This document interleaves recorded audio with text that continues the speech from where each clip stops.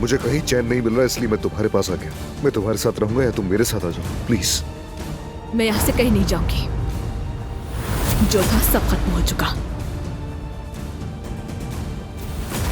तुम मेरे बाबा जैसे नहीं हो ना, मेरा दिल मजीद ये सब बर्दाश्त नहीं कर सकता। चाहे कुछ भी हो जाए, हम हमेशा खुश रहेंगे।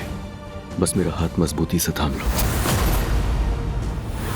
ज़मरुद के झूठ है ये सब। मैं उसे इसकी सजा दिलवाऊंगी जरूर। जिसे आप तलाश कर रही हैं वो मैं हूँ दादी। ये शिकायत मैंने दर्ज करवाई है। आपने इस खानदान को दुख पहुंचाया और मैं इसका हिसाब लेकर रहूंगा। जैसे आपने सालों पहले मेरी माँ को मार डाला था, क्या उसी तरह आपने ज़मरुद को भी मारने की कोशिश की?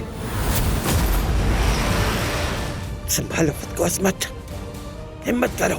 तुमने इससे भी बदतर हालात देखे, इससे बड़े खतरात से बचकर निकली हो। और से सोचो सोचो सोचो।